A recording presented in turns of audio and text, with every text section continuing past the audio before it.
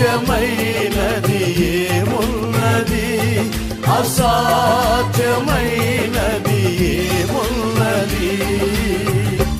యూదా స్తుతి గోత్రపు సింహమా, యేసయ్యా నా ఆత్మీయ ప్రగతి నీ స్వాధీనమా.